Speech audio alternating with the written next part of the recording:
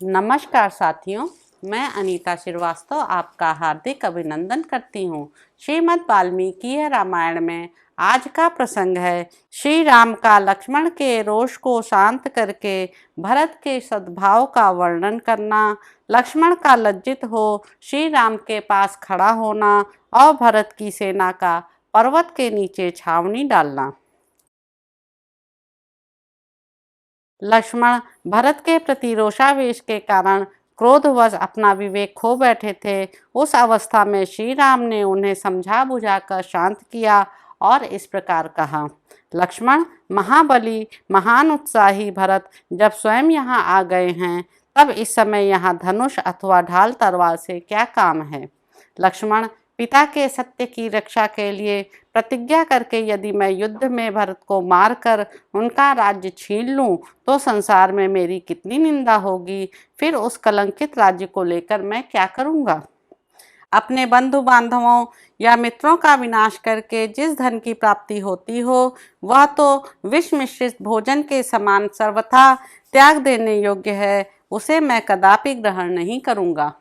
लक्ष्मण, मैं तुमसे प्रतिज्ञा पूर्वक कहता हूँ कि धर्म, अर्थ, काम और पृथ्वी का राज्य भी मैं तुम्ही लोगों के लिए चाहता हूँ।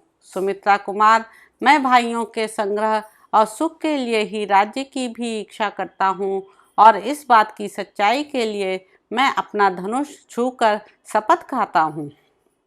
सौम्य लक्ष्मण, समुद्र से घिरी हुई यह पृथ्वी मेरे लिए दुर्लभ नहीं है, परंतु मैं अधर्म से इंद्र का पद पाने की भी इच्छा नहीं कर सकता। मानद, भरत को, तुमको और शत्रुघ्न को छोड़कर यदि मुझे कोई सुख मिलता हो तो उसे अग्निदेव जलाकर भस्म कर डालें। वीर पुरुष प्रवर भरत बड़े भातृभक्त हैं, वे मुझे प्राणों से भी बढ़कर प्रिय हैं। मुझे तो ऐसा मालूम होता है, भरत ने अयोध्या में आने पर जब सुना कि मैं तुम्हारे और जानकी के साथ जटावल कल धारण करके वन में आ गया हूँ, तब उनकी इंद्रियां शोक से व्याकुल हो उठी हैं और वे कुल धर्म का विचार करके स्नेह युक्त हृदय से हम लोगों से मिलने आए हैं। इन भरत के आगमन का इसके सिवा दूसरा कोई उद्देश्य नहीं हो सकता। माता कैकेयी के प्रति कुपित हो उन्हें कठोर वचन सुनाकर और पिताजी को प्रसन्न करके श्रीमान भरत मुझे राज्य देने के लिए आए हैं। भरत का हम लोगों से मिलने के लिए आना सर्वथा समयोचित है। वे हमसे मिलने के योग्य हैं। हम लोगों का कोई अहित करने का विचार तो वे कभी मन में भी नहीं ला सकते। भरत ने तुम्हारे प्रति पहले कब कौन सा अप्रिय बर्ताव किया है जिससे आज तुम्हें उनसे ऐसा भय लग रहा है और तुम उनके विषय में इस तरह की आशंका कर रहे हो। भरत के आने पर तुम उनसे कोई कठोर या अप्रिय वचन न बोलना। यदि तुमने उनसे कोई प्रतिकूल बात कही तो वो मेरे प्रति कही हुई समझी जाएगी। सुमित्रानंदन, कितनी ही बड़ी आपत्ति क्यों ना आ जाए, पुत्र अपने पिता को कैसे मार सकते हैं अथवा भाई अपने प्राणों के समान प्रिय भाई की हत्या कैसे कर सकता है। यदि तुम राज्य के लिए ऐसी कठोर बात कहते हो तो मैं भरत से मिलने पर उनसे कह दूंगा, तुम यह राज्य लक्ष्मण को दे दो। लक्ष्मण, यदि मैं भरत से यह कह दूं कि तुम राज्य इन्हें दे दो तो वे बहुत अच्छा कहकर अवश्य मेरी बात मान लेंगे। अपने धर्मपरायण भाई के ऐसा कहने पर उन्हीं के हित में तत्पर रहने वाले लक्ष्मण लज्जावश मानो अपने अंगों में ही समा गए, लाज से गड़ गए। श्री राम का पूर्वोक्त वचन सुनकर लज्जित हुए लक्ष्मण ने कहा, भैया, मैं समझता हूँ हमारे पिता महाराज दशरथ स्वयं ही आपसे मिलने आए हैं।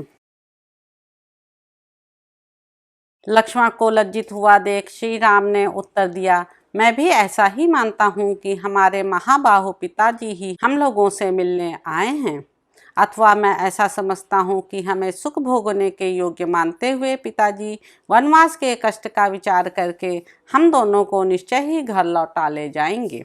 मेरे पिता रघुकुल तिलक श्रीमान महाराज दशरथ अत्यंत सुख का सेवन करने वाली इन विदेह राजनंदनी सीता को भी वन से साथ लेकर ही घर को लौटेंगे। अच्छे घोड़ों के कुल में उत्पन्न हुए ये ही वे दोनों वायु के समान वेगशाली, शीघ्रगामी, वीर एवं मनोरम अपने उत्तम घोड़े चमक रहे हैं।